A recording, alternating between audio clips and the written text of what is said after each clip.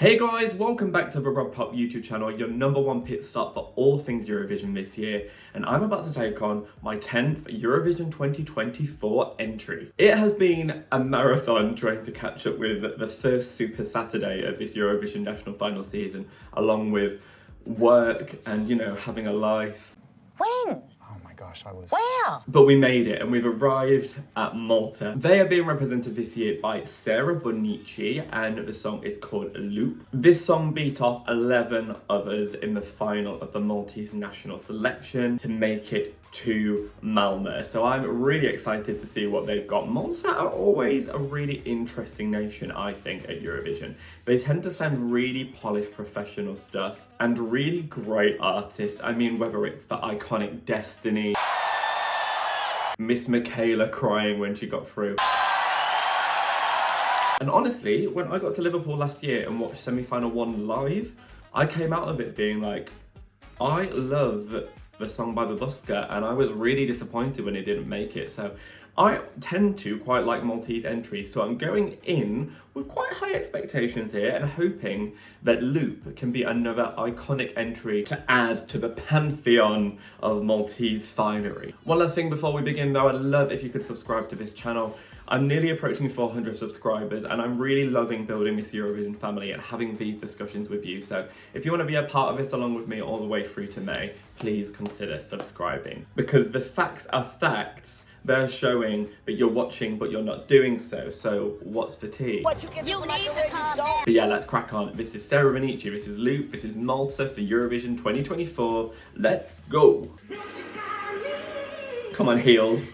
That was quite a impactful intro. I see we've got Mugler bodysuit number 2 of the national final era.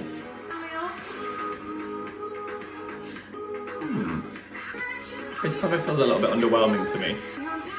I kind of feel like there's a great chorus in this, but it's not quite made it. This performance is also giving me slow-mo from Shein. The slow-mo impact is so real. This chorus is falling flat for me. I feel like the fact that she's relying so much on the backing vocals is meaning that it doesn't hit. And we've got a dance break because of course we have... Oh, the Blindfolds. Oh! Okay, that was kind of gaggy. That was actually kind of gaggy. Here we go again. Is the chorus going to add anything more this time? Slow-mo notes there as well. This is just slow-mo.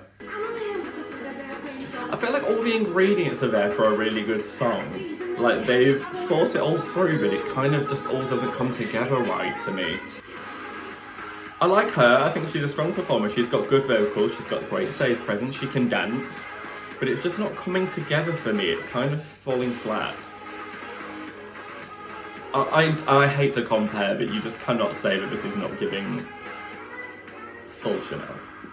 Okay, let's start with some positives because I want to. That 360 loop was cute. There is a really good pop song buried in this somewhere. I feel like this song does have everything it needs to be great, but I feel like it's so like someone's idea of what it takes to make a Eurovision pop song, all thrown into one, but not really completely thought through. It is lazy to just compare to other Eurovision entries and be like, oh, it sounds like this, oh, it sounds like this. But genuinely, the whole thing was literally like slow-mo part 2. And like, I know the girls were coming with their dance breaks last year, but like, they felt like they brought their own flavour to it, even if they were a bit unnecessary. Like, did we need Blanca to do it? No. Did we need Brunette to do it? No. Right down to, from like, the bodysuit to the way that the men are like, helping her flip and dip and like picking her up, turning her around. I don't know, the whole thing just felt very, as Madonna would say, reductive. Is that good? Look it up. But it's clear she can perform, so like that's my one of my biggest takeaways from this is that like they have now got from February till May that if they really wanted to reinvent this they could, because they have a performer who is clearly very capable. She can sing, she can dance and she can perform, so that's great. So regardless of if they wanted to change the staging up, I believe that Sarah could keep up with it, and that's a good thing.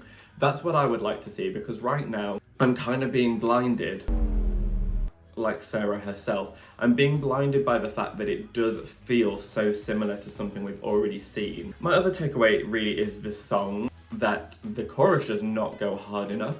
Like, there's lots of production moments that are like bang, bang, bang, bang, which therefore makes you want the whole song to go bang. But instead, when we hit the chorus, it just kind of goes ooh, ooh, and it just feels a bit lazy. It's like, oh, is this what we've been building up for? So yeah, I think this could do with a revamp to actually just make that chorus hit, and I totally rework the staging to allow this girl to dance, but without making her feel like she's just been watching Chanel on TikTok for the last 2 years. Like, don't get me wrong, I have too. I have not stopped watching the slow-mo dance break for the last 21 months. But that doesn't mean that if I'm going to enter Eurovision that I'm going to just do it, because we can't all just be Chanel, you know. But yeah, I don't want to be entirely negative, because I think this is almost frustrating for me. It's because, like, a boring song is a boring song. I don't think this is actually boring. I do think there are the elements that are needed to be fantastic. I just think that they've been quite lazily thought of. And I don't think that I blame Sarah for that, because I think, look, Sarah did everything she needed to do. She hit pretty much every move. She hit every note that she needed to. She looked gorgeous. So it's like, well, can we really fault her? Sarah, I'm gonna dare say, deserves a better song and a better staging than this. But they're my opinions. What do you think? Have I been a little bit too harsh on this? Am I being too negative? Just let me know if you agree with me in the comments below. Give this video a like if you enjoy what you saw, and hit that bell if you want notifications. I upload a video, because I've got so much more Eurovision content on its way. But for now, I'm gonna put my blindfold on and forget all the negativity that I've just spouted, because I want a good day. And I want you all to like me. I can already hear the pounding of dislikes coming on this video, so that's always fun for my anxiety. But yeah, that's all from me. Have a lovely evening, and I'll see you in the next video.